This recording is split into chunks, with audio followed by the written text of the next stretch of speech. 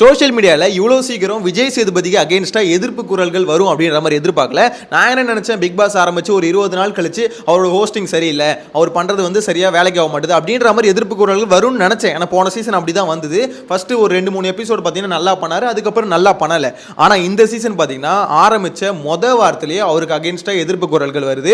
அதாவது ஒரு முக்கியமான பிரச்சனையை அட்ரஸ் பண்ணவே இல்லை. எஃப்ஜேக்கும் அதே மாதிரி கமருதீன் இவங்க 2 பேருக்கும் பார்த்தீங்கன்னா எல்லோ கார்டு கொடுத்துருக்கணும், அட்லீஸ்ட் ஒரு பயங்கரமான வார்னிங் கொடுத்துருக்கணும். ஆனால் பெருசாக எதுவுமே பண்ணல. அவங்க 2 பேரும் விட்ட ஸ்டேட்மெண்ட் ரொம்ப பெருசு. எஃப்ஜே வெட்டிடுவன் சொன்னதாகட்டும், கமருதீன் வந்து திவாகரை பிடிச்சி இழுத்து கீழே தள்ளினது, மிரட்டினது, அடிக்க போனது, அடித்தது, ஸோ இது எல்லாமே பார்த்தீங்கன்னா கண்டம் பண்ணியிருக்கணும். ஆனால் அவர் என்ன பண்ணார், எதுவுமே பண்ணல. ஜஸ்ட் பார்த்தீங்கன்னா ஒரு வார்த்தை வந்து அதை பற்றி பேசிட்டு போயிட்டாரு தவிர அது அழுத்தமாக நீங்கள் பண்ணது தப்பு அப்படின்னு சொல்லிட்டு அவங்களுக்கு ஒரு வார்னிங் எல்லோ கார்டு கொடுக்கவே இல்லையா அப்படின்ற மாதிரி ஒரு எதிர்ப்பு குரல்கள், அதாவது எச்சரிக்கை, அவங்களுக்கு ஒரு எச்சரிக்கை கொடுக்கல அப்படின்ற மாதிரி சொல்லிட்டு இருக்காங்க. ஸோ இது என்னன்னு பார்க்க போகிறோம். சோஷியல் மீடியா ஃபுல்லாக இப்போ பயங்கரமாக பேசிட்டு இருக்காங்க. மேபி இன்னைக்கு இது எபிசோடு வந்து பார்த்தீங்கன்னா ப்ரோமோ எதுவுமே வேலைக்கு ஆகாதனால இதை பற்றி டாக்ஸ் வந்து ஆரம்பிச்சிட்டாங்க. விஜய் சேதுபதியோட ஹோஸ்டிங்கில் போயிடுச்சு இப்போ. ஸோ அதே மாதிரி பார்த்தீங்கன்னா கனிக்கு வந்து நேற்று வந்து பயங்கரமான ஒரு கிளாப்ஸ் வந்திருக்கும். செட்டி ஆடியன்ஸ் வந்து பார்த்தீங்கன்னா பயங்கரமாக கிளாப் பண்ணியிருப்பாங்க. ஸோ அப்பயே எனக்குலாம் தோணுச்சு, என்னடா கனி எந்திரிக்கிறாங்க, அவங்களுக்கு என்னடா இவ்வளோ கிளாப்ஸ் வருது அப்படின்ற மாதிரி. ஸோ நான் கூட நினச்சேன் குக்குத்து கோமாளி, ஸோ அவங்க ஆடியன்ஸ் வந்து பார்த்தீங்கன்னா அவங்களோட ஃபேன்ஸ் வந்து நிறைய பேர் இருந்திருப்பாங்க அப்படின்னு நினச்சேன். ஆனால் இப்போ நிறைய பேர் சொல்கிறத பார்க்கும்போது அப்படிலாம் இல்லையோ அப்படின்ற மாதிரி தோணுது. ஸோ அது என்னன்னு பார்க்க போகிறோம். இது ரெண்டுத்தையும் தான் வீடியோவில் டிஸ்கஸ் பண்ண போகிறோம். என்ன பொறுத்த வரைக்கும் விஜய் சேதுபதி ஹோஸ்டிங் நல்லா இருந்ததுன்னு கேட்டால், ஏன்னா அதுலேருந்து போயிடுவோம். நிறைய பேர் உடனே தப்பாக நினச்சிக்க போகிறீங்க, ஹோஸ்டிங் வந்து ரொம்ப பேடாக இருந்தது அப்படின்ற மாதிரி. அதை சொல்ல மாட்டேன். ஹோஸ்டிங் வந்து பார்த்தீங்கன்னா நல்லா தான் இருந்தது. அதாவது அவர் எப்படி சொல்கிறது, அவரோட ஒரு ஆட்டிடியூட் இருக்குல்ல, அது வந்து சூப்பராக இருந்தது. ஆனால் அந்த ஃபார்மெட் வந்து தப்பாக இருந்தது அப்படின்றது தான் நேற்றுலேருந்து நான் சொல்லிட்டு இருந்தேன். அவர் ஹோஸ்ட் பண்ணுற அந்த ஃபார்மெட், ஒரு இஷ்யூ வந்து அட்ரஸ் பண்ண மாட்டாரு, பொதுவாக எல்லாத்தையும் பேசிட்டு போயிடறாரு அப்படின்ற மாதிரி சொல்லியிருந்தேன். இப்பயும் அதான் சொல்கிறேன், அவர் ஒரு இஷ்யூ அட்ரஸ் பண்ணணும், ஆனால் ஒரு இஷ்யூ அட்ரஸ் பண்ண மாட்டாரு. ப்ரோமோவில் அந்த கண்டென்ட் எல்லாம் பார்க்கறதுக்கு நல்லா இருக்கும். ஏன்னா அது வந்து பார்த்தீங்கன்னா சிங்கிள் டாப்பிக்காக பின்னாடி பிஜிஎம் ஏற்றி ஒரு மாதிரி பயங்கரமாக ஹைப் ஏற்றுற மாதிரி மியூசிக்லாம் போட்டு ஒரு மாதிரி கொண்டு வந்து ப்ரோமோல கொடுத்துருவாங்க. ஆனால் ஷோவாக பார்க்கும்போது ஒரு இஷ்யூவாக அட்ரஸ் பண்ணாதான் அது வந்து சின்ன பிரச்சனை கூட பெருசாக தெரியும். இவர் என்ன பண்ணுறாரு, இந்த மாதிரி மொத்தமாக 19 ஹேண்டில் பண்ணுறதுனால பெரிய பிரச்சனை கூட ரொம்ப சின்னதாக தெரியுது. அதுதான் விஜய் சேதுபதி கிட்ட இருக்க பிரச்சனை. இது அவர் மேலே இருக்க பிரச்சனைன்னு பார்த்தா இல்லை. இந்த ஃபார்மெட் வந்து பார்த்தீங்கன்னா இது செட் பண்ணுறது டீம் தான் இந்த மாதிரி டாஸ்க் கொடுத்து விளையாட வைக்கிறது, அதில் இந்த கேள்வி கேட்க, இது எல்லாமே பார்த்தீங்கன்னா மோஸ்ட்லி வந்து பார்த்தீங்கன்னா ஃபார்மெட் செட் பண்ணுறது டீம் தான். அதில் எப்படி ஹேண்டில் பண்ணுறோம் அப்படின்றது தான் விஜய் சேதுபதி கிட்ட இருக்கு. என்ன பொறுத்த வரைக்கும் ஹோஸ்டிங் ஓரளவுக்கு ஆட்டிடியூட் பெட்டராக இருக்கு, பட் ஃபார்மெட்டை மாற்றணும் அப்படின்ற மாதிரி சொல்லிடுவேன். எனிவேஸ், இதுக்கப்புறம் அந்த டாபிக் மெயினாக போவோம். எதுக்கு அந்த எல்லோ கார்டு கொடுக்கல அப்படின்றது தான். ஏன்னா சோஷியல் மீடியாவில் இந்த அளவுக்கு இறங்கி இப்பயே அடிக்க ஆரம்பிப்பாங்கன்னு நான் யோசிச்சே பார்க்கல. இப்பயே விஜய் சேதுபதிக்கு அகேன்ஸ்டான எதிர்ப்பு குரல்கள் வருது. ஏன்னா எதுக்கு நீங்கள் அந்த மாதிரி கண்டம் பண்ணல, சொருவீரன்னு ஒரு வார்த்தை சொன்ன நிக்சனை வந்து கமல் சார் வந்து அந்த அளவுக்கு பார்த்தீங்கன்னா கடுப்பேற்ற, அதாவது பயங்கரமாக அவன் மேலே அவ்வளோ காண்டில் வந்து பார்த்தீங்கன்னா கண்ணில் சொருவிடியோ அப்படின்ற மாதிரி முறைச்சிக்கிட்டே பார்த்தாரு. ஸோ இந்த மாதிரி விஜய் சேதுபதி எதுவுமே பண்ணலை. எல்லோ கார்டாவது அட்லீஸ்ட் கொடுத்துருக்கணும், ஏன் கொடுக்கல அப்படின்ற ஒரு கேள்வி வந்தது. இது எதுக்காக எல்லோ கார்டு ரெட் கார்டு இந்த மாதிரிலாம் கொடுக்க சொல்கிறாங்கன்னா, ஒரு தடவை அவனுக்கு அந்த மாதிரி அது பெரிய விஷயம் அவன் பண்ணது அப்படின்றது தெரியணும். இப்போ எஃப்ஜே வந்து பார்த்தீங்கன்னா இது பெரிய விஷயமா தெரிஞ்சுதா எஃப்ஜேக்கு அப்படின்னு பார்த்தீங்கன்னா இல்லை. ஏன் எஃப்ஜேக்கு இது பெரிய விஷயமா தெரியலனா, அது எப்படி சொல்கிறேன்னு பார்த்தீங்கன்னா, நேற்றுக்கான எபிசோடில் ஏன்பா இந்த மாதிரி வெட்டிடுவேன்னு சொல்கிறேன் அப்படின்ற மாதிரி விஜய் சேதுபதி கேட்கும்போது, சார் நான் கையை வெட்டிடுவேன்னு சொல்ல வந்தேன், அதை வார்த்தை வந்து பார்த்தீங்கன்னா கையன்றது இல்லாமல் வெட்டிடுவேன் மட்டும் சொல்லிட்டேன் அப்படின்ற மாதிரி சொல்கிறாரு. ஏன்டா அதுவும் தப்பு தான்டா, அட பாருங்களா, கையை வெட்டுறவனாலும் அது தப்பு தானடா, அது என்னடா உனக்கு தெரியல அப்படின்ற மாதிரி எனக்கு புரியவே இல்லை. ஆக்சுவலாக அப்போ எவ்வளோ ஈஸியாக எடுத்துருக்காரு பாருங்க. இதுவே அது ஒரு இஷ்யூ அட்ரஸ் பண்ணியிருந்தா, எடுத்தோன்னே எஃப்ஜே நீங்கள் விட்ட ஸ்டேட்மெண்ட் ரொம்ப தப்பு, இது வந்து வார்னிங் கார்டு, அடுத்த கார்டு வாங்கினா வெளியே தூக்கி வச்சிடும் அப்படின்ற மாதிரி தான் இதுலேயே பார்த்தீங்கன்னா அரண்டிருப்பாப்பில். ஐயோ நம்ம பேசுனது ரொம்ப பெரிய தப்பு அப்படின்ற மாதிரி. இப்போ என்ன ஆயிடுச்சு, எஃப்ஜேக்கு அது பெரிய இஷ்யூவே தெரியல. ஆமாம், விஜய் சேதுபதி கேட்டார், நான் கையை வெட்டிடலான்னு சொல்லலான்னு வந்தேன், ஆனால் வெட்டிடுவேன்னு சொல்லிட்டேன், மொட்டையாக சொல்லிட்டேன், மற்றபடி அதுதான் தப்பு அப்படின்ற மாதிரி பேசிட்டு போயிட்டாரு.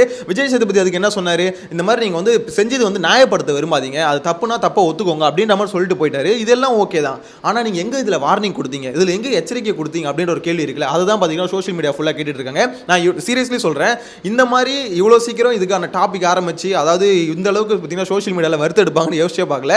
ட்விட்டரை ஓப்பன் பண்ணி பார்த்தா அந்த அளவுக்கு அவ்வளோ போஸ்டர்ஸ் அகேன்ஸ்டாக வந்துட்டு இருக்கு, விஜய் சேதுபதி பண்ணது தப்பு அப்படின்ற மாதிரி. அதே மாதிரி கமருதீன் இவர் திவாகரை வந்து பார்த்தீங்கன்னா பிடிச்சி இழுத்து அந்த இது நந்தினி வந்து போற அன்னைக்கு பார்த்தீங்கன்னா அது ஷோவில் காமிக்கல. அதை பார்த்துருந்தீங்கன்னா நிறைய பேர் தெரிஞ்சிருக்கும், சோஷியல் மீடியா யூஸ் பண்ணுறவங்களுக்கு தெரிஞ்சிருக்கும். பயங்கரமாக போட்டிங்கன்னா பிடிச்சி இழுத்து ஒரு மாதிரி மிரட்டிருப்பார், எந்திரி அப்படின்ற மாதிரி. கிட்டத்தட்ட அது வந்து பார்த்தீங்கன்னா ஒரு மாதிரி ஒஸ்ட் பிஹேவியர், அதை வந்து காமிச்சிருப்பாரு. அது மட்டும் இல்லாமல் டேரெக்டாக அடிச்சிருப்பாரு. ஸோ இது மட்டும் இல்லாமல் பயங்கரமாக திட்டிருப்பாரு, மென்டல் லூஸு, பைத்தியக்காரா, உன்னெல்லாம் யாரா உள்ள விட்டுது அப்படின்ற மாதிரி பயங்கரம் பேசி. இதுக்கெல்லாம் விஜய் சேதுபதி ஒரு மாதிரி எச்சரிக்கை கொடுத்தாருன்னு பார்த்தீங்கன்னா எச்சரிக்கை கொடுத்துல, அது பண்ணது தப்புன்னு சொல்கிறதே தவிர ஏன் நீங்கள் வார்னிங் கொடுக்கல. இப்போ இந்த கேள்வி தான் ஃபுல்லாக கேட்டுட்டு இருக்காங்க. நிறைய பேருக்கு உங்களுக்கே தோணும் இதுக்கெல்லாம் வார்னிங் கொடுத்துருக்கணுமே, ஏன்னா இதுக்கு முன்னாடி சீசன்லாம் ஒரு சில வார்த்தைங்களுக்கே வார்னிங் கொடுப்பாங்க. மகத் வந்து பார்த்தீங்கன்னா செகண்ட் சீசன் நினைக்கிறேன். மகத் வந்து பார்த்தீங்கன்னா போய் அடிக்க போயிருப்பாரு, லைட்டாக தள்ளி தான் விட்டுருப்பாரு. இப்போ எப்படி கமருதீன் வந்து திவாகரை தள்ளி விட்டாரோ அதே மாதிரி ஒரு புஷ் தான் கொடுத்துருப்பாரு. அதுக்கு கமல் சார் பொங்குனதெல்லாம் நம்ம பார்த்துருப்போம். இன்னும் ஒரு வார்னிங் கார்டு வாங்கினா உன்னை வெளியே தூக்கி அடிச்சிடும் அப்படின்னு டேரெக்டாகவே சொல்லியிருப்பாரு. ஸோ அந்த அளவுக்கு பார்த்தீங்கன்னா அந்த மாதிரி ஒரு வார்னிங் வந்து கொடுக்கணும். அப்போ தானே ஒரு ஹோஸ்ட் மேலே ஒரு பயம் வரும். இல்லைனா எப்படிங்க ஒரு ஹோஸ்ட் மேலே பயம் இருக்கும் அப்படின்ற கேள்வி தான் கேட்டுட்டு இருக்காங்க. ஏன்னா இவர் வந்து பயப்படணும் அப்படின்னு நினைக்கிறாரு, அதாவது ஒரு ரெஸ்பெக்ட் கொடுக்கணும் அப்படின்னு நினைக்கிறாரு. அந்த ரெஸ்பெக்ட் எப்படி வரும்? ஃபர்ஸ்ட் பயம் வரணும், அதுக்கப்புறம் அந்த பயம் ரெஸ்பெக்டாக மாறணும். இப்படி தானே இருக்கும். ஆனால் இங்கே என்ன மேட்டர்னா எவனுமே விஜய் சேதுபதி பார்த்து பயப்பட மாட்டான் அப்படின்றதான் இங்கே ஒரு பெரிய விஷயமா இருக்கு. ஸோ இது எப்படி விஜய் சேதுபதி டேக்கிள் பண்ண போறாருன்னு தெரியல. ஏன்னா இப்பயே கிரிட்டிசிசம் வர ஆரம்பிச்சிச்சு. நெக்ஸ்ட் இப்போ வீக்கெண்டும் இன்னைக்கு வந்து ஷூட் முடிஞ்சிருச்சு, இதை மாற்ற முடியாது. ஓகேங்களா, இதுக்கப்புறம் தான் அவர் இந்த ரிவ்யூஸ்லாம் பார்ப்பாரு. ஆனால் விஜய் சேதுபதி கிட்ட ஒரு ப்ளஸ் இருக்குங்க. சோஷியல் மீடியாவில் வர வியூஸ், அந்த ரிவ்யூஸ் எல்லாத்தையும் அவர் பார்க்குறாரு. லாஸ்ட் சீசனும் பார்த்தாரு. லாஸ்ட் சீசனும் பார்த்தீங்கன்னா பயங்கரமாக கிரிட்டிசிசம் நடுவில் மிடில் பார்த்தீங்கன்னா பயங்கரமாக வந்தது. ஸோ அதுக்கப்புறம் அதை பார்த்துட்டு அதை வந்து திருத்திக்கிட்டாரு. அப்பயே சொன்னார், நீங்கள் ஒழுங்காக பேசாதனால என்ன வந்து திட்டுறாங்க சோஷியல் மீடியாவில் அப்படின்ற மாதிரி டேரக்டாகவே சொல்லியிருந்தாரு. ஸோ இந்த வாட்டியும் பார்த்தீங்கன்னா முதல் எபிசோட்லேயே அவர் மேலே இவ்வளோ கிரிட்டிசிசம் வருது, அது மட்டும் இல்லாமல் அவர் இந்த மாதிரி கேட்காம தப்புன்னு சொல்கிறது, இதெல்லாம் அவங்க டீம் பார்ப்பாங்க. ஏன்னா அவர் பார்க்க மாட்டாரு, அவர் பார்க்குறாரு இல்லையோ அவங்க டீம் பார்த்து கம்பல்சரி இன்ஃபார்ம் பண்ணுவாங்க, சார் இந்த மாதிரி ஆயிடுச்சு அப்படின்ற மாதிரி. ஸோ இப்பயே இந்த கிரிட்டிசிசம் வந்தது என்ன பொறுத்த வரைக்கும் நல்லது. ஏன்னா அடுத்த எபிசோடில் அது நெக்ஸ்ட் வீக்கெண்டாவது அது கொஞ்சம் மாற்றிப்பாரு அப்படின்ற மாதிரி எனக்கு என்னமோ ஃபீல் ஆகுதுங்க. உங்களோட கருத்தை கமெண்ட்ல மென்ஷன் பண்ணுங்க. இந்த வார்னிங் கார்டு கொடுக்காது சரின்னு நினைக்கிறீங்களா, இல்லை ஃபர்ஸ்ட் எபிசோட்னால ஃபர்ஸ்ட் வீக்கெண்ட்னால இந்த மாதிரி விட்டுட்டாரு அப்படின்னு நினைக்கிறீங்களா? உங்களோட கருத்தை கமெண்ட்ல மென்ஷன் பண்ணுங்க. எனிவேஸ் இப்போ இந்த கனி மேட்டருக்கு வரும். கனிக்கு வந்து பார்த்தீங்கன்னா நேற்று வந்து பயங்கரமான கிளாப்ஸ் வந்தது. நான் கூட நினச்சேன் குக்கு வித் கோமாளி ஃபேன்ஸ் அந்த மாதிரி வந்திருக்காங்க அப்படின்னு நம்ம நினச்சிட்டு இருந்தேன். ஆனால் மேட்ரு நிறைய பேர் என்ன சொல்லிட்டு இருக்காங்கன்னா சோஷியல் மீடியாவில் பார்க்க முடியுது என்னன்னா, கனிக்கு வந்து பார்த்தீங்கன்னா ஃபேக்காக ஒரு நரேட்டிவ் வந்து செட் பண்ணியிருக்காங்க. ஏன்னா கனிக்கு வந்து ஆல்ரெடி ஒரு ஹிண்ட் கொடுத்துட்டாங்க. பிக் பாஸ் எதுக்கு இந்த தேவையில்லாத வேலை பார்த்தாருன்னு அப்பயே பார்த்தீங்கன்னா லைட்டாக ஒரு டவுட் இருந்தது. ஏன்னா அந்த மாதிரி ஹிண்ட் கொடுக்கக்கூடாதுல்ல, நீங்கள் கிச்சன்லேயே இருக்கீங்க, உங்களை பார்க்கவே முடியல, நீங்கள் ஏதாவது பண்ணணும் அப்படின்ற கிட்டத்தட்ட உங்கள் கேம் பிளே இப்போ நீங்கள் யோசிச்சு பாருங்களேன். வெளியிலேருந்து ஒருத்தர் போயிட்டு இந்த மாதிரி எப்போ பார்வதி உன்னோட கேம் பிளே இப்படி இருக்குது, நீ இதை கொஞ்சம் மாற்றிக்கோ அப்படின்னு சொன்னால் சரியா இருக்குமா? அதே தானே இப்போ பிக் பாஸ் பண்ணியிருக்காரு. ஏன் கனிக்கிட்ட போயிட்டு நீங்கள் கிச்சன்லேயே இருக்கீங்க, உங்களை பார்க்கவே முடியல அப்படின்னு சொல்கிறது அவங்களுக்கு பக்காவான ஒரு ஹிண்ட் கொடுக்குறது தானே. ஸோ அது தப்பு தானே. ஆல்ரெடி அங்கேயும் கொஞ்சம் சந்தேகம் வந்தது, இப்போ இந்த கிளாப்ஸ் வரும்போது எங்களுக்கு கிளியர் ஆயிடுச்சா அப்படின்ற மாதிரி சொல்லிட்டு இருக்காங்க. என்னை பொறுத்த வரைக்கும் ரெண்டுத்தையும் மேட்ச் பண்ணி பார்த்தா பொருந்துதில்ல அப்படின்ற மாதிரி தான். யோசிச்சு பாருங்களேன், ஒரு பக்கம் பிக் பாஸ் வந்து ஹிண்ட் கொடுக்குறாரு, சப்போர்ட் பண்ணுறாரு, இன்னொரு சைடில் ஆடியன்ஸில் அவங்க ஒன்றுமே பண்ணாததுக்கு கிளாப்ஸ் அள்ளுது. கிட்டத்தட்ட திவாகருக்கு இந்த மாதிரி ஆளுங்களுக்குலாம் எப்படி கிளாப்ஸ் வந்ததோ அதே மாதிரி பார்த்தீங்கன்னா கனி அவங்களுக்கும் பயங்கரமான கிளாப்ஸ் வருது. ஸோ இது வந்து பார்த்தீங்கன்னா எப்படி சொல்கிறது, ஆல்ரெடி ஒரு பக்கம் கனிக்கு கிளாப்ஸ் வந்தது வந்து விஜய் பார்வதியால் ஏற்றுக்கவே முடியல, வைத்தறிச்சல், கனிக்கெலாம் கிளாப்ஸ் வருது அப்படின்ற மாதிரி அவங்களுக்கு பயங்கரம் வயிறு எரியுது. அதையும் என்னால் வீடியோவில் பார்க்க முடிஞ்சது நேற்று. ஆனால் அவங்களுக்கு வந்து கிளாப்ஸு கொஞ்சம் ஆர்டிஃபிஷியலாக இருந்த மாதிரி எனக்கு பர்சனலாக ஃபீல் ஆகுது. அதுதான் பார்த்தீங்கன்னா சோஷியல் மீடியா ஃபுல்லாக பேசிகிட்டு இருக்காங்க.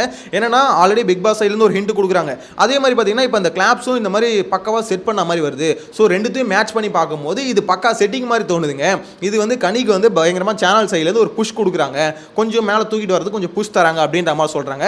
ரெண்டுத்தையும் மேட்ச் பண்ணி பார்க்கும்போது எனக்கும் ஓகே அப்படிதானோ அப்படின்ற மாதிரி தோணுது. இந்த கிளாப்ஸ் எல்லாமே கொஞ்சம் செட்டிங் பயங்கரமாக செட்டிங். ஏன்னா செட் ஆடியன்ஸ் வந்து பார்த்தீங்கன்னா திவாகரே சொன்னார் ஒரு 60-70 பேர் இருப்பாங்க, இதுக்கெல்லாம் யாருக்கு கவலைப்படலாமா அப்படின்ற மாதிரி பார்வதிக்கு வந்து பார்த்தீங்கன்னா அட்வைஸ் கொடுத்துட்டு இருப்பாரு.